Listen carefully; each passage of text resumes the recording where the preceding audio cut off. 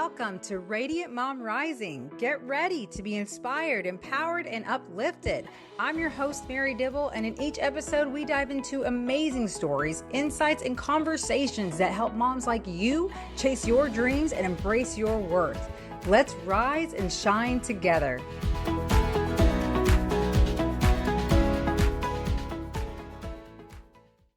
Okay, Mama, I have a question for you before we jump into today's episode. Have you ever looked around your house and thought, if I could just get everything organized, maybe I'd finally feel caught up? Maybe the laundry wouldn't feel so overwhelming. Maybe the toys wouldn't be everywhere. Maybe life would finally feel easier. I think so many moms have had that thought at one point or another, if we're being honest. And that's exactly why I was so excited for today's conversation, because Lisa Woodruff completely challenged the way I think about organization, productivity, and what it actually means to run a home. And honestly, some of her perspectives surprised me. Instead of focusing on organizing everything around us, Lisa actually invites moms to step into a completely different role, not as the maid of the house, but as the CEO. That shift alone has the potential to change everything. We talk about motherhood, overwhelm, personal growth, self-care, seasons of life, entrepreneurship, and what it really looks like to create systems that support you instead of constantly draining you. This conversation is practical, empowering, and full of those moments where you'll probably find yourself saying, wow, I never thought about it that way. So grab your coffee, your laundry basket, or whatever you're doing right now, and let's dive in.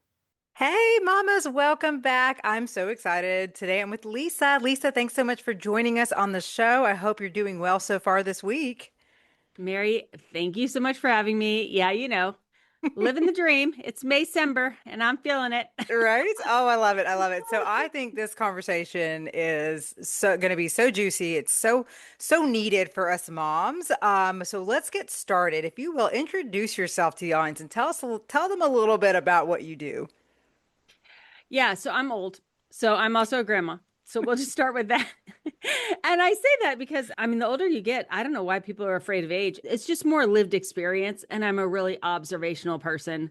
So I've been observing households. When I was a kid, I was the first grandchild on both sides of the family. So I saw a lot of extended family households. Then I babysat for a decade. Then I was a stay-at-home mom for a decade. When I was a teacher, I did in-home home visits for my preschool students. So I got to see all of those homes. And then in my 40s, I started to organize 365 as an in-home professional organization company. So I organized hundreds of homes in Cincinnati. And now I have created courses to help people who are organizing their home get organized, but also gone back and gotten my PhD to really dig deeper into what does it really mean to run and manage a household like a CEO, kind of like I do my business. As I grew in my household management and grew in my understanding of running a business with employees, I was like, oh, there are more parallels here than I realized. Ooh, well, let's get into that. Will you share Yeah. a little bit of your journey with, like you say, you're in your 40s, you still had kids at home. Yeah. Like, what was that like for you navigating that when you first decided even to get started? Sheer chaos and extreme fear. Let's just get real. We needed more money. I had no time. I had no money. I was overweight. I was depressed. I was like, oh my God, do this. And as I look back on my journey through my 20s, 30s, 40s, and now in my mid 50s, my idea of running a household has changed from just getting the work done as the maid to, oh, hey, in my 40s, I was like, hey, I'm a manager, baby. I can manage somebody cleaning the house and manage my kids helping me and delegate to my spouse. To now in my 50s, I'm like, oh, forget all that. I'm the CEO. I set the strategic vision of this household. I decide what does and doesn't get done. How we take all of our resources, our time, talent, and treasure, how we deploy them at this time in this season for the best of everyone who lives in our household. It's a completely different way of looking at my house. And it really allows a lot of the things that I used to strive for in my 20s, 30s, and 40s to just be like, these are not even worth it. Nobody's even going to be thinking about these long term. I need to really be thinking about, raising the next generation and also fueling myself so that Yes. I am healthy and well as I live, hopefully, a very long life. Oh, that's awesome. And so Organization, especially for moms, like that's not an easy thing. I mean, I know that personally has always been a struggle because it's not even just you. You have the kids, if you have Yep. animals, you got spouses you have to deal with. So like what what would you say to moms who are listening who are like, I want to organize like my room or my home better, but like I don't know where to get started. Like what would you say to Hmm. them as far as a great starting tip? Okay. So when you have kids and you are overwhelmed, you want to throw out all of their toys because it is very overwhelming to you. And we are going into summer. I don't know when this is going to air, but I am just going to counsel you on not doing that. No. I know that everybody's like, just get rid of all the kids' toys. It'll feel so much better. There won't be anything to clean up. Yes, also, summer is very long and boring and expensive. And if you get rid of all of your kids' toys, you are the toy and you would like them to go play, but you got rid of all their toys. So if this is you and you're like, okay, I was just about to get the big black trash bag out, I say use that same nervous, anxious, frustrated energy for your own well being. And by that, I mean, send the kids to their bedroom to clean and organize it, which they won't do. Who cares? Just let them play in there. Send yourself to your bedroom and take that energy and tackle your closet, your bathroom, and your bedroom. Because it doesn't cost any money to do this. It's the same amount of kinesthetic energy that you're getting out. And at the end of the day, the result will last for months. You do this in your closet the first couple of times, yeah, it takes a whole weekend or maybe a couple of weeks, and it lasts maybe until the next season. But once you do this over and over again, you're like, why do I still have this sweater? Like I keep thinking I'm gonna wear the sweater. I'm not gonna wear the sweater. And you Yeah. start to get rid of things out of, I really don't need this versus well, I'm supposed to declutter 12 things. So let me go find the 12 things. And the other thing that happens is you go to bed and you wake up in an organized space. Yeah. I don't care if you get rid of 99% of the kids' toys, they are still, the few that are left are going to be strewn the next day. That is not a battle that you can win, but you can win your bedroom, bathroom, and closet. And then you are preserving yourself and giving yourself good self-care and going to bed and waking up organized. And then you go out there and you parent those children we love so much. Yeah. So, well, yeah, I definitely am an advocate for like teaching them to clean up after themselves, teaching them those life skills like early on, and like you say, taking it off yourself as well, as a parent because we already have enough going on. Mm-hmm. So I do love Exactly. that, and honestly, like what you're saying too, it's like there's a mental piece to that of like Mm-hmm. sanity. And Yep. I Yep. remember like I when I did go to church, one of the things that stood out to me that the bishop said was like, if you ever walk into someone's house or in their car and you see like there's a lot of clutter, that says a lot about their brain and what's going on in their Mm-hmm. brain. And I'm like that, I get it. I completely get Okay, that. yes and no. No, yes, Sorry I'm I love that. interrupting, but remember No. I'm old Oh, woman, old yes, woman, yes. So children tell raised. us your wisdom because you're right. Because I So mean, that's a little judgy in you're its sense. I can see talking about that. a man, and a Yeah. bishop is never married and won't have children. So Ah, well, let me he just, called himself bishop even though he because was married. Yeah. oh yes, Yeah, he different was. religion. Yeah, Okay, yeah, yeah, yeah, sorry. yeah. I'm thinking my Catholic upbringing. Oh, yeah, no, not that. Oh, God, no. Yeah. But I think I Okay. only say stop Mhm. because ladies, you're way too freaking hard on yourselves. That's Like, true. oh my Hmm. gosh. I mean, my daughter, we've got a 4 year old and a 4 month old, and we all live together. And my husband's all over her about picking up everything, and she's all over the 4 year old about picking up everything. And I'm like, oh, please Ah. look at our stuff. Yeah, the underwear's on the floor, didn't make it in the basket. Like, we're not perfect. This 4 year old isn't going to be perfect. Like, just go get Mhm. ice cream and sit outside. Like, so Oh, my thing I is, love this. yeah, have the whole house cleaned up and picked up once a week. My goal is once a week before the cleaning person comes. Earn enough money to get a cleaning person and then clean your house once a week. Because honestly, we live in Yeah. our households Yeah. and you can run yourself ragged and wear yourself Hmm. and your kids out trying to make sure that this house looks like a museum. First of all, no one's coming over.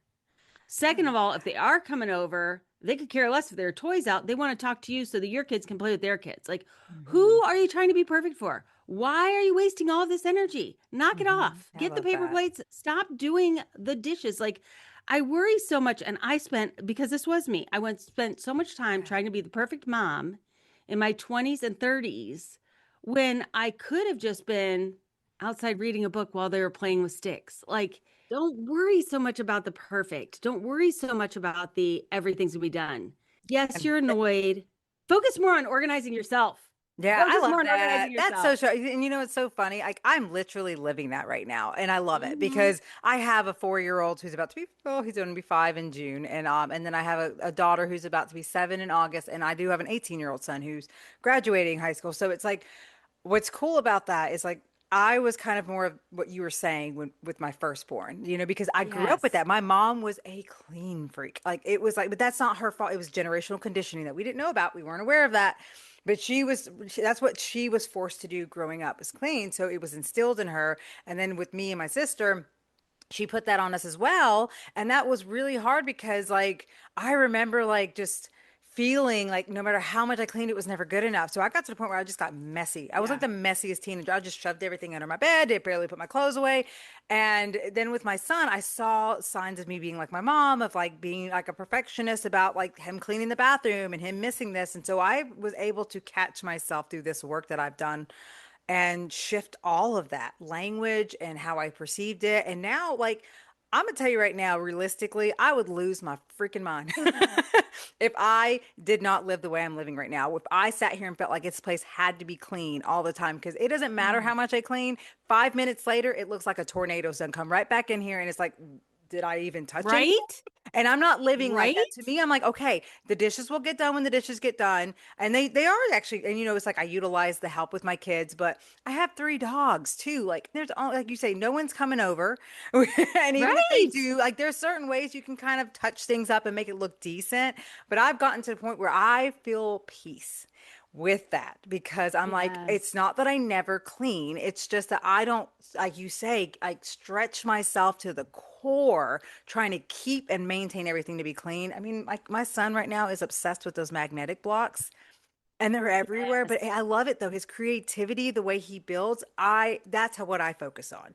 And I love that. So thank you, Lisa, for that, because it's like, can we give ourselves permission to be real and live life like whatever fits for us, and know that we got to stop being so hard on ourselves, and like you say, living for this perfection of keeping up with the Joneses, or expecting everyone to think of us, or show up in a certain way. Like, oh my gosh, let's let that go, ladies. And the truth of the matter is, like, you talk about your family of origin, you talk about raising your first child, and now you're raising your second batch. Yes. How many houses have you actually been in? Like, I've been in hundreds and hundreds and hundreds, but most of us have been in 10 or less. And so, your idea of what your household should be is your family, maybe your grandparents, a couple of close friends, and what you see on Instagram. That's Mhm. not a good sample size. And so, I mean, there's some It's people that are not. listening to you going, wow, my mom was a hoarder. And, like, so your Yeah. upbringing really informs what you think you're supposed to be doing as a parent or as a household manager. And I really like to use different words and different analogies and different stories in order for you Yes. to see the water you're swimming in. Ooh. Like you think that your household and your parents' household and your couple of friends that you've been in their households, these 10, 20 households, Yeah. are all households. And I want to say there are a lot more options. You have a lot more Mm. options about what you could do, and nobody's watching what you're doing. So do whatever you want. That's a great, yeah, and Yeah. there you go. And share with us a little bit of your, because as someone who created a business around Hmm. this, like, Yeah. tell us like that experience, and yeah, anything that you can share of like the analogies that would really hit home for people who are living this and beating themselves up over like, oh, I just can't stay on top of it. Yeah, so think about whatever you do professionally, whatever your professional career is. So, my professional career is I started as a service business, became a blog, podcaster, products. Now we have employees and we are a multi-million dollar company. When I was a teacher, your first year teaching, you're like, oh my gosh, I hope I'm doing this all right. The second year, you're like, oh, I'm going to insert a little bit of me into this. The third year, you're like, oh, there are kids in here. Like, they have individual needs, and maybe we should meet their needs as well. Like, there is a progression to Yes. whatever profession that you do. In our households, the progression that I have seen in usually takes decades to get through each of these steps. So let's get through them quicker. Is the first one is, yes, I moved out of my childhood bedroom into my own place. Nobody could tell me what to do. Thank you very much. And then you're like, well, who's going to do this laundry and cleaning and cooking? And how do I clean an oven? So you become the maid. Like, you become the maid of your house, and you do the things that your parents always did because now you have to because you live there. You do that for a long time, and then you're like, this is ridiculous. I don't want to do all of the labor myself. So I'm going to manage the labor. So I'm going to become a household manager. I'm going to think about this. I'm going to employ everybody else who lives with me to take some of the load. If we can afford it, we're going to get somebody to clean the toilets. But what I'm going to now that I have my PhD and I'm in my 50s, looking back on all this is forget all of that. Let's approach this like a CEO. Like the American household is responsible for 68% of US GDP. What we spend money on is how the whole world rolls. We are a significant economic force. Yes. We should utilize the time, talent, and treasure inside of our household for the economic impact that it has as a CEO. Like we have huge impact in the next generation, in the finances of the world, in our community. And what we do is like, gotta do the dishes, gotta do the laundry. Like, stop it. Yes, do what you have to do as a worker and manage the work that is done in your household, but from a lens of where are you going? What are your goals? What are you doing? What is our strategic direction for this organization? Wow, that's very I powerful. know. I love that. I love This that. could And be church here. I We have know, church right? right Let's here, preach it, Mary. girl. Preach it, girl. I love it because this is so, I mean, truly though, this is what I see, and including myself in that, because and that's why I'm so excited about the journey I'm on and the work that I've done. Yeah. Because when you say, when you're able to really shift your perspective and shift your patterns Yeah. and even recognize, like just catch the beliefs that once ruled you and allow and realize that you have the power to actually turn that around and change the narrative of that and change those beliefs. Yes. It's limitless to what can change and how your reality start changing, and what once would like give you such anxiety, what once would scare you, becomes something that's like, okay. Because our focus, like you say, I feel like that's the one thing, and I'm very passionate about helping moms with, is like themselves. Like Yeah. you can't, Yeah. that's the one thing you truly have more control over and more power over than you'll ever realize. And it always starts inside and in within you. And it's like we are just such a world and society that is just so focused on all the external, the validations, the just the outlook, or thinking that we even Yeah. need all these things before we can be happy, before we can do things. And so these are why I love having conversations and meeting people like you, because look at you. I mean, like look what you've built. And like you had even said when you first started, I love you for being so honest about it, about the chaos and how hard that was. I would like to tap into that because a lot of my Yeah. listeners are people who are in the throes of the beginning or even the messy middle. There's that Right. messy middle too that we all go through. And so tell us a little bit of when you look back now from what you know and what Mm. you've grown, what was there some things you wish you kind of had known back then, or even just what did you do back then even that helped you Yeah. keep going and moving forward no matter what? So what I wish I would have known was that I had so much more ability to write my future, to chart my course, to create whatever schedule I wanted to create. And so I think back after I'd started the company, I was doing in home organizing. My kids were in two different high schools. I was driving 25 hours a week. So spending so much time in the household, so much time out of the household. This is the thing. When you have young kids, you're like, oh my gosh, I'm never going to be done. But you have the benefit of at least you're in the household. So you can get stuff done. Then they get to be older and you're in your car all the time. You're like, I have so much to do, but you can't possibly do it because you're not even at home. It's like you don't realize that that's going to happen to you. And then that happens to you. You're like, oh, darn. And now you find yourself folding socks in the car while you're waiting at soccer practice. Just if you haven't done it yet, you will. Also, just know you can use a crock pot in a car. Just saying. So, anyways, this is where I was in my life. Multitasking at its finest. It's probably like 45. Okay. This is what it's about 10 years ago. So I'm driving and I don't now, but I used to eat only fast food along with fountain cokes. It was a wonderful season of my life. And my kids, of course, eat the same way because that's how I raised them. But I would go to the grocery store and I buy stuff because my husband comes home and makes lunch and actually eats real food. And occasionally I would cook a family dinner. So we're like getting towards summertime. I know this isn't going to work. And I come home, it's like a Tuesday. And I said to my husband, I don't go to the grocery store anymore. And he's like, what do you mean? And I said, well, I go and buy food that we then don't eat, that we throw away. And then I'm supposed to go buy it again. Like, I'm not going to cook. We think I'm going to cook. I don't cook. This whole thing isn't working. So I just don't go to the store anymore. And by that, I meant not only am I not going to the store or buying stuff, I'm not cooking anything either. And he's like, how am I going to eat? I was like, well, you're an adult. You have a credit card. You have a car. And you know where grocery stores are.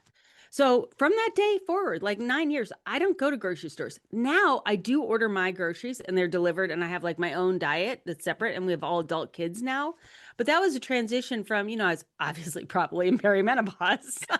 It's like, I'm done with this guy. I know. Um, but it was like taking everything about cooking away from me. I knew I wasn't eating well. I knew the kids weren't eating well. I didn't have the time, energy, or money to solve that problem. So I was just going to stop faking it and letting my husband take that on. Now Yeah. he does an amazing Sunday dinner. We have his mom over, a huge Sunday dinner.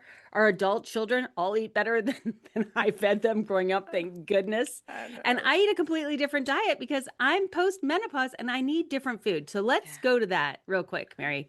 When we're talking about self-care and when we're talking about parenting, I would never have my daughter not get formula for the 4 month old and say, we're going to have milk because, that's what we already have in the refrigerator.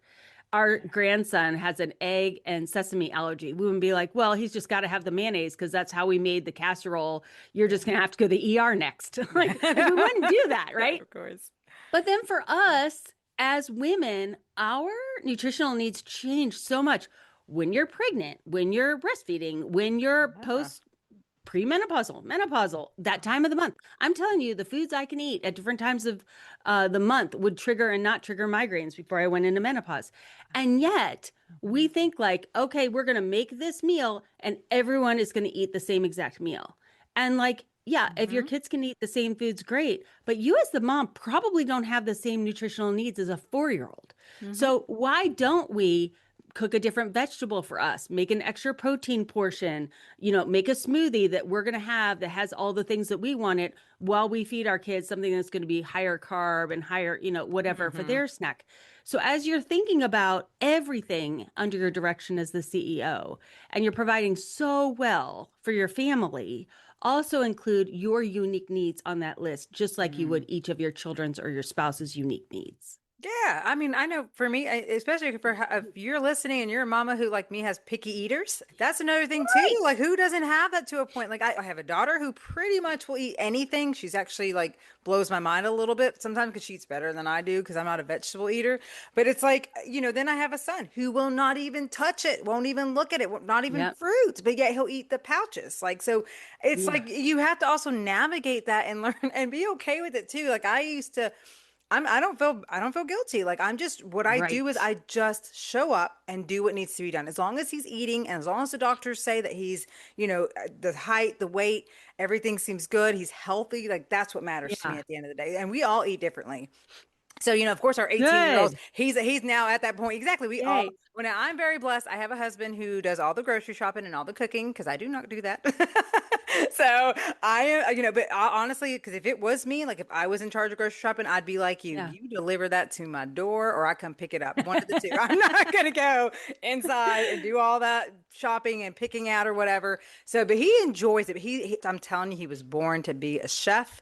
And it's only a matter of time. I'm Yeah. putting that out in the universe. This man is supposed to be in a restaurant. I swear he was like born for it. The things this man can create is amazing. But anyways, here or there, I love what you're sharing about that because that is so important for moms to know. It's like everyone has their own unique journeys, whether it's with food, whether I was actually talking to my friend yesterday about this, about how I have to, as a mom, sometimes check myself because I have to remember that just because something is common sense or I have the experience or I understand it does not mean that my kids who are on their own complete journeys of actually learning a lot of stuff is going to really comprehend and understand that. So it's on Right. me to like recognize that something that I might be like, that seems so simple, or why are you making a big deal about this?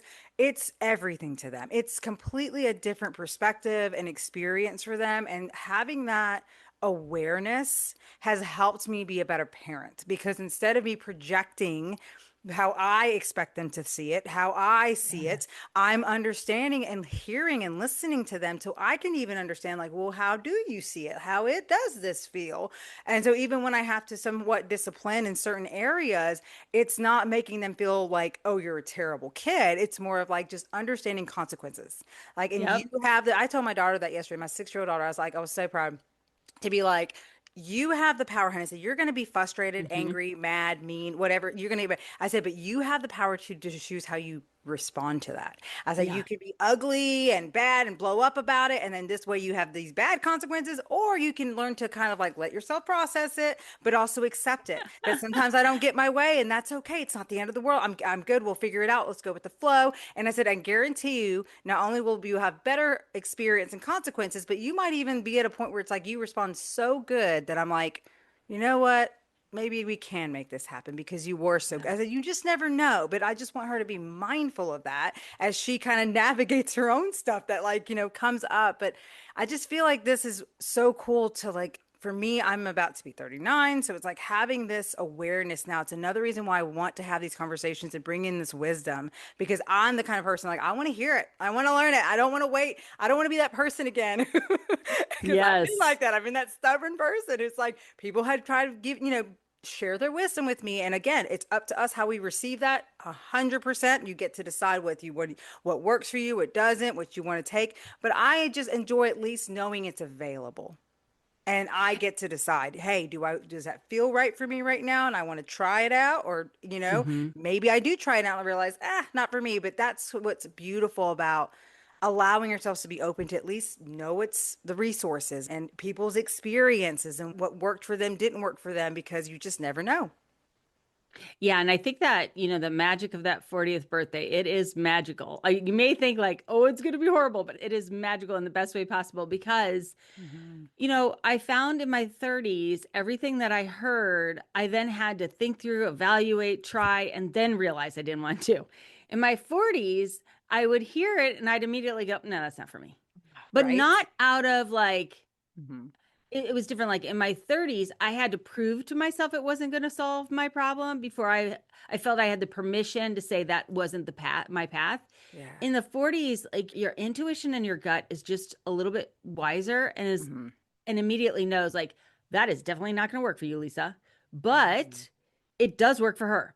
And so in my 30s, it was like, well, if it works for her, it must work for me. I must be doing it wrong. In your 40s, you're Mm. like, no, there are lots of different ways to do this, and that is not going to be the one for you, but no judgment. Yeah. That's not going to work for me.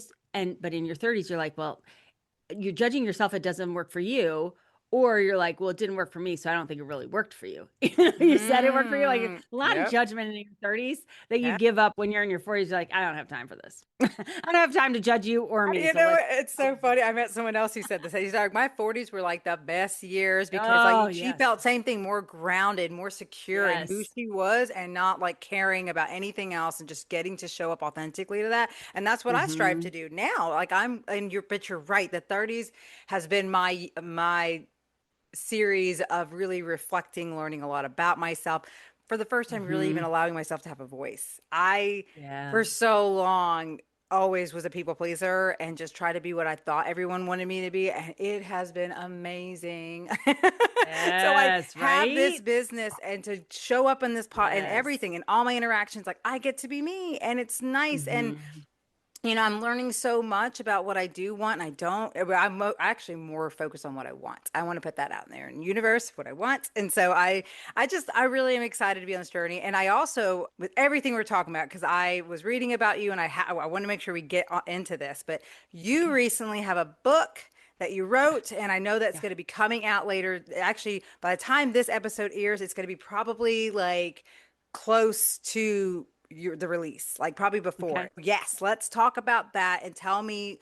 I want to be an author one day myself, so I just want to hear. I love hearing the different perspectives of your journey. First, with what it was like writing the book. Oh, okay. All Yeah. right. So this book is called Escaping Quicksand. It's my Hmm. sixth book. Oh. And this is the book where I'm Hmm. talking about the mindset shifts I made in my 40s. Like if you are following Organize 365 or go back and binge the podcast, you can hear about like how my house changed and my relationships changed, but what mentally changed during that decade. And one thing I'll pull out from that book before we move on is you mentioned earlier without guilt, and that is a big one. Guilt comes from judgment and perfection, whereas non-guilt comes from living an excellent life. So I replace perfection with excellence. Instead of trying to be perfect, getting all the toys picked up and like Excellence. I I'm love judging my kids and I'm running around with this nervous energy, I'm going to do the best I can with the resources I have at this time. And I'm going to be a woman of excellence. And I'm going to give myself and others around me grace. it. Oh, Yes. Oh, Yes. we all use some more grace. Yes, What's we so sure funny is sometimes I tend to be hard on myself and I get a little perfectionistic. And what's fun about being a online personality is then your audience goes, "Remember that grace thing?" And I was like, "Oh my gosh, somebody Yes. told me to give myself Thank grace." It's the best. It's the best. Oh, Okay, yeah. so writing books. I And love there, it. I have so much to know about writing books. So Oh. I have traditionally published. This book is hybrid published, and I have self-published, so I can answer any questions along those Ooh. lines. But I was a teacher and I realized having podcasts for almost 12 years now and created courses and written so many books, the writing process is really easy for me because I'm a Okay. content creator. Like Yes. teachers are all content creators. Yeah. They create lesson plans over and over and over, and they never teach the same thing twice. So they're always creating content. So content is not a problem for me. That's And then awesome. once I have enough content that I've created over time where I'm like, oh, I could pull all that together in a book, that's usually where the books come from. So this one Okay. specifically came from as I was getting my PhD. I was in a class about developmental child development, or it's just human development, Hmm. which basically ends at child development because Yeah. there isn't much study of adult development, which really bothers me. But anyway, another thing. Yeah. And I Yeah. got the picture of this St. Louis arch in my head. And I was thinking about this idea of self care. And most people equate self care with pampering, Yeah. like a bubble bath, going to Hmm. the spa, getting your nails done, Netflix and chill. So I was like, but that's not a good definition. And as I got my PhD, I realized there are a lot of words we use in our everyday language, like housework, that have never been operationally defined.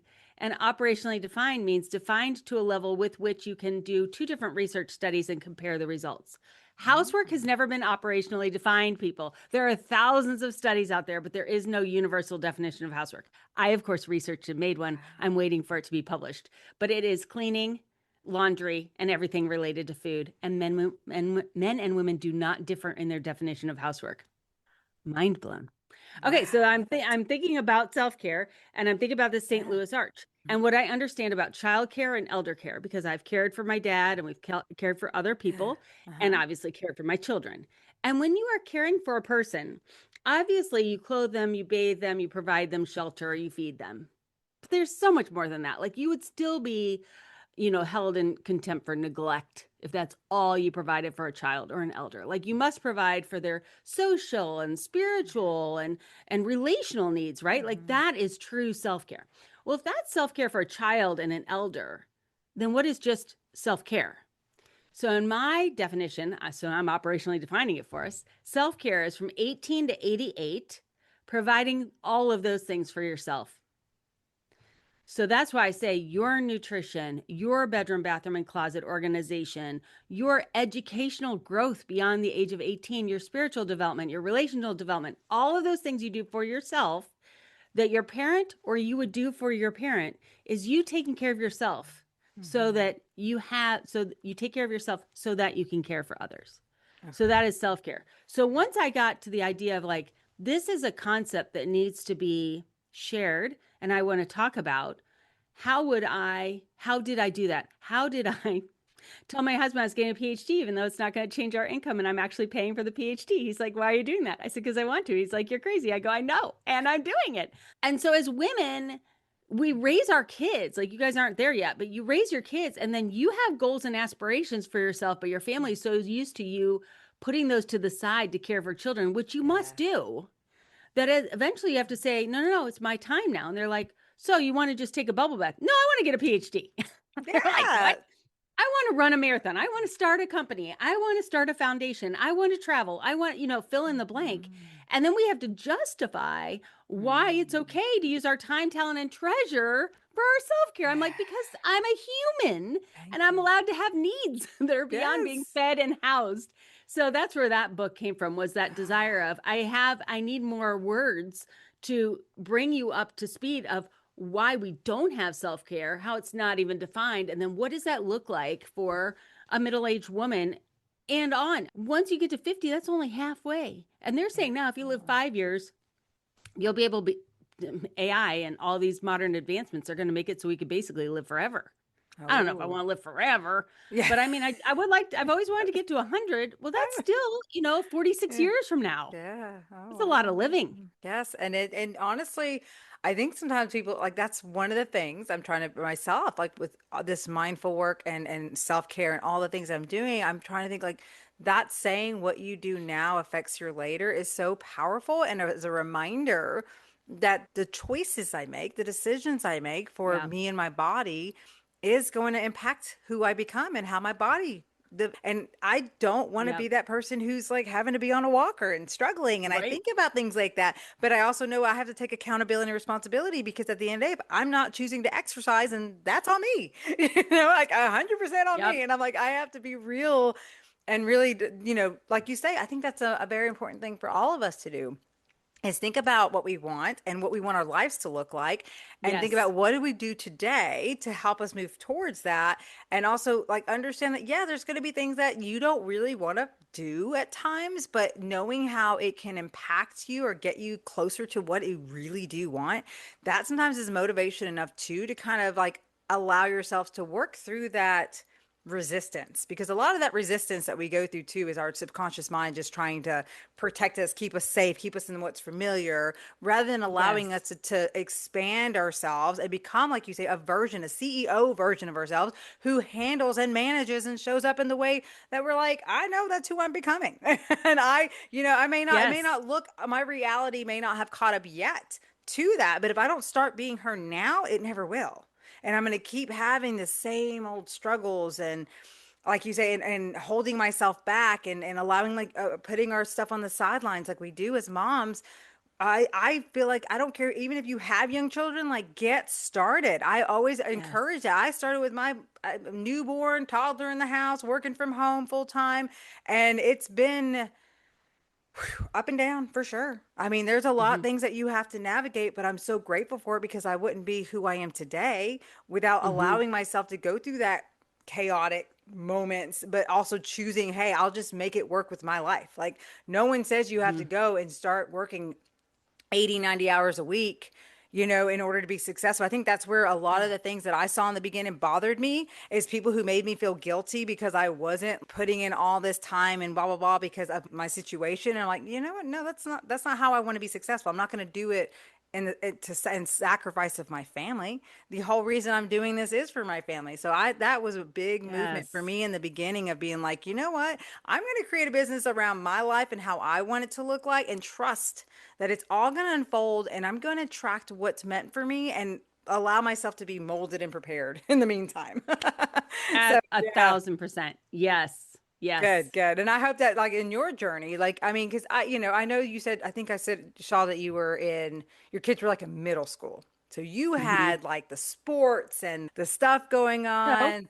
Oh, you did no, there not? was no sports. Oh, there My was children not. did Okay. not do sports. Yeah, you know what? And I was thinking as you were talking, I started working out 18 months ago at the age of Okay. 52.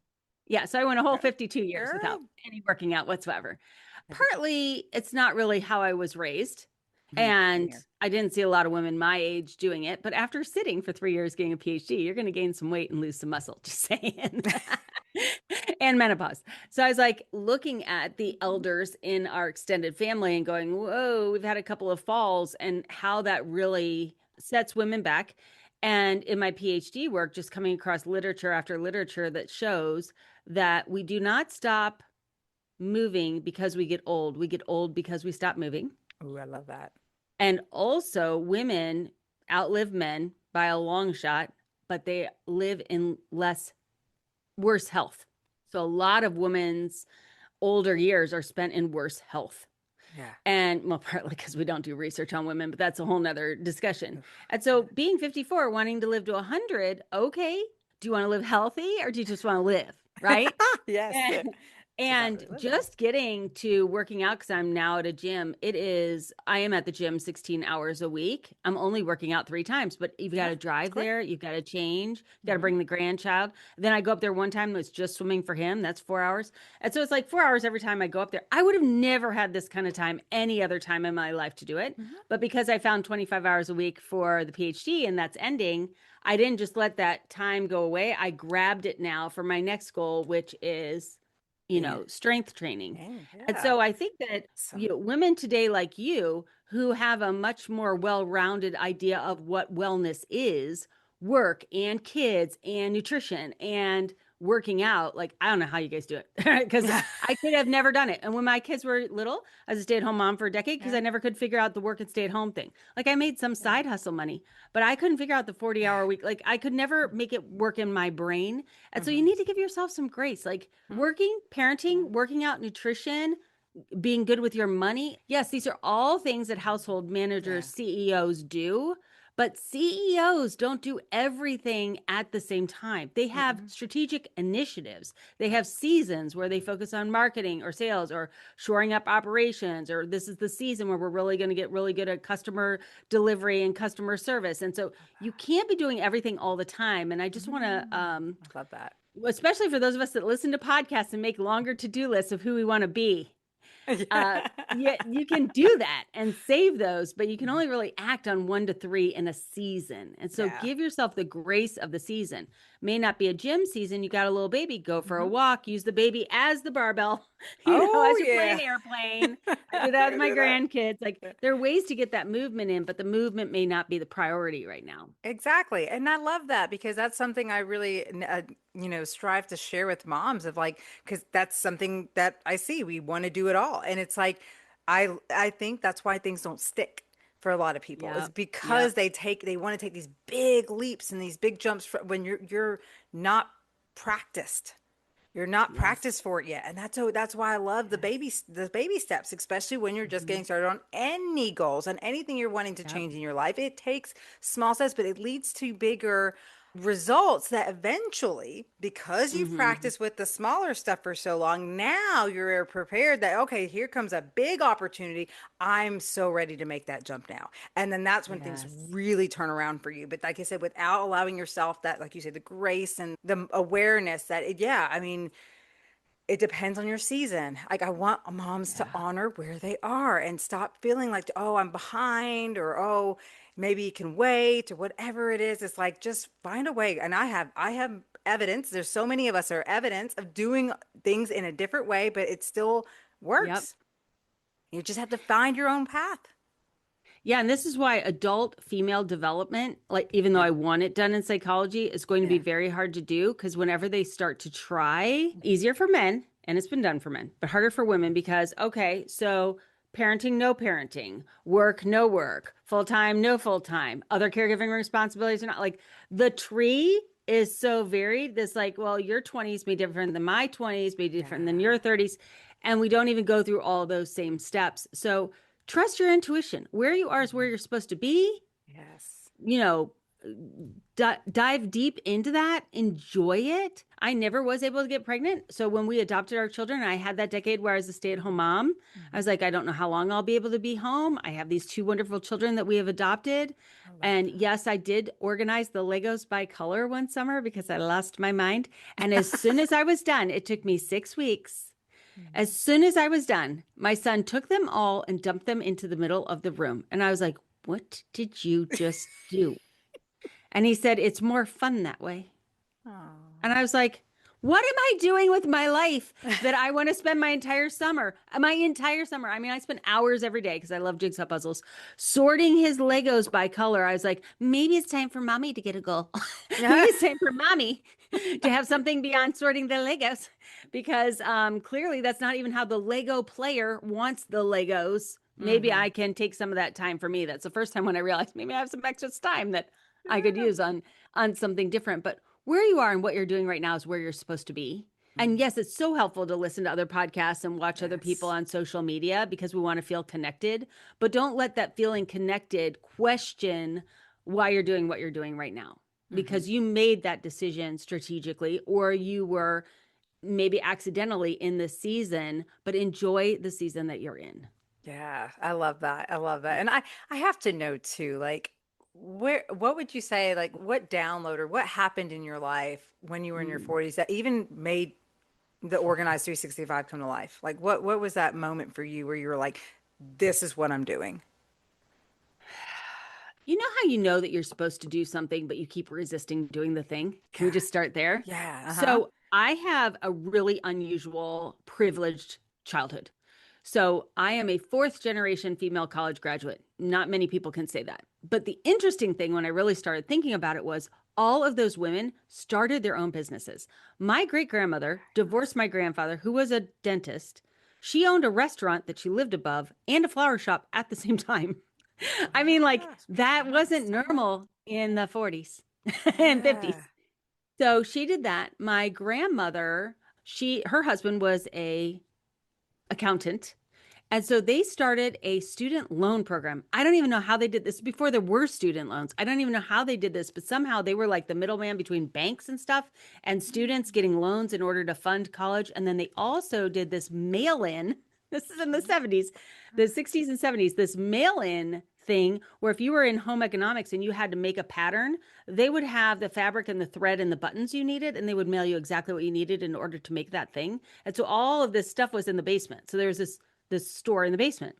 Then when I was in second grade, my mom had been working up the street in the basement of somebody else's house where they had what was called a trunk show where you would mail these cases of clothes to people's houses, and they would basically turn houses into department stores for a week, and people would come and shop and take orders. Doncaster was a really big one, and then this company up the street. And so my mom would pack and return all of those. So in second grade, she decided that she was going to make a sister company of that one, went to New York City with a credit card and started buying samples and came home and created what was called the Fine Line. And at that time, this would have been the mid 70s, women, English women, would wear slips under all their skirts. And they wanted to have 17-inch, 19-inch, 21-inch, 24-inch. They wanted all the different lengths of slips in white, ecru, and black. The department stores had streamlined that to like one or two sizes and it was only available, I think, in white. And my mom was like, unsatisfactory. So she just started a company. So she Oh, created a company and used uh-huh. that person's mailing list. And she started in 5 states. And she sold it when I was in 8th grade. It was in 26 states. And I remember we took a trip to Pennsylvania in 8th grade for a week and we stayed in this lady's house and played with her kids. Yeah, my mom was selling the company to that lady and training her on the company. And when we left, my mom didn't own the company anymore and bought a sports car. And so like this was my childhood and I thought this Yeah. was normal. And my dad was a salesman and all the men in their family were salesmen. So I just thought like, yeah, you just have an idea, use a credit card, start a business, hire people, and it's in your basement. This, a Tuesday. And so I'm sitting there and I'd done all these direct sales companies and I'd been really successful in direct sales. And I thought that would be my little entrepreneur thing. And I remember at 39, quitting my teaching job in December and sitting on my bed with my fountain Coke thinking, Lisa, what is your company going to be? You know, you're going to own a company. You know, you're going to employ people. How are you going to pay them? What are you going to do? What is your unique thing? And that's when I went back through everything I'd ever done. I either was hired or I was successful because I was an organized person. So that's how Organized 365 started. Organized 365 is a great keyword. And I will use organization as the foundation of whatever I do. I had no idea what that would be. And within 90 days, I was in another direct sales company with a bazillion people in the room, 25 people. You don't have 25 people at a direct sales party. So I said to Maria, why are all these people here? And she said, well, everyone wants to know what a professional organizer has to say. I was like, oh, I'm a professional organizer. And so that's when I realized it took my skill of teaching and I added it to after I'd done a couple of years of in-home organizing, like, how do we teach the skill of organizing online? How do we make this so anybody can learn it, not just people who can afford a professional organizer? Oh, I love that. Oh my God, it gives me goosebumps. I think it's beautiful, Yeah. magical how like the things unfold in our lives, like that we don't even Yeah. realize were put in us or just through the experiences and being able to have that moment on your bed to just ask those questions and Yeah. allow yourself to explore that and then see how the opportunity showed itself and then just you went with it. That's what it is all about. And I think that's Yeah. beautiful. I'm so grateful for people like you because it's just beautiful to see women going after what they deserve Mm-hmm. and creating Mm-hmm. it and building it and being the bosses that we are and we don't give ourselves enough credit for what we are capable of and just Agreed. like you say with the grace we don't do that enough for ourselves and understanding like what her life looks like is her life. That's okay. My life is going to look differently and that's okay too. Can we please normalize that? Can we be okay with that and actually understand the Yeah. awesomeness with that too? Like how cool is it that we get to Mm-hmm. have these different looking paths, but at the end of the day, what matters is what do you want? And so few women actually know the answer to that. And so I just encourage anyone listening, like, really Yeah. allow yourself to explore that because that's where the magic comes from. That's where you get the answers of what you're meant for. And then you just find whatever support or whatever direction you need to help you to take action. Because that's another thing. You can know all the things, all you want, but until you execute it, it's just gonna keep sitting there and getting dusty. So, Yes. so Lisa, Yes. I want to know. I know your book's coming out, and I'll make sure that we have the links for people to go and get that. But what if someone's interested in learning about your courses or just more about you? Share a little bit with the audience as far as what's the best place for them to come and find you. Yeah, so I have a podcast called Organize 365. If you like this conversation, it's a solo podcast. So I just kind of talk to myself and you're in on the conversation. All the courses, products, and everything we have are at organize365.com. And I'm most active on Instagram under Organize 365. Awesome. Go follow her. Go check her out. Check out her podcast. Make sure to get a copy of her book when it comes out, Escaping Quicksand. That's powerful in itself of a title, and I can't wait for you all to check it out. Make sure you leave her a review. Just show your support. And I always open the floor to, is there any final piece of advice that you would like to leave with listeners? No, I think we covered a lot here. And I just think that, just be comfortable with where you are. I know we're very goal-oriented, ambitious women. And we're always thinking about what's next, but also enjoy where you are today. Oh, I love it. I love it. Lisa, thank you so much for being here and for everything you shared. You're amazing. And I'm just so excited to see you continue to flourish in life. Oh, thank you so much, Mary. What a refreshing conversation with Lisa. I love when someone takes a topic we think we already understand and gives us an entirely new perspective on it. Because today wasn't really just about organization. It was about leadership, self-respect, permission, and creating a life that supports who you're becoming instead of constantly feeling like you're falling behind. So before we wrap up, here are a few powerful reminders I hope you'll carry with you. You do not need a perfectly organized home to be a successful mom. Peace comes from systems and priorities, not perfection. You are allowed to stop carrying responsibilities that were never yours alone. Your needs matter too. The season you're in deserves to be honored, not judged. Small shifts in how you manage your time, energy, and attention create massive results over time. And you are not meant to spend your entire life catching up. You are meant to live it. And if you want to learn more about Lisa and the incredible work she's doing through Organize 365, be sure to check out all her links in the show notes. And before you go, if today's conversation made you realize how much you're carrying mentally and emotionally, I have 2 resources I created specifically for moms like you. First, grab my free guide, The AI for Busy Moms, 5 ways to simplify your business without losing your authenticity. And second, if you've been feeling disconnected from yourself, stuck in old patterns, or ready for a deeper transformation, I invite you to join the waitlist for my upcoming Identity Reset program that's launching this August, because sometimes what we're really seeking isn't better organization. It's a reset, a chance to reconnect with who we are and create a life that feels aligned again. You'll find both links waiting for you in the show notes. And if you enjoyed today's episode, make sure you're subscribed, leave a review, and share it with another mom who needs this reminder. Your support helps these conversations reach more women who are ready to rise. Thank you so much for being here. And until next time, stop waiting until everything is perfectly organized to enjoy your life. Trust yourself a little more. And remember that the most important thing you'll ever build isn't your to-do list. It's the woman you're becoming. Much love.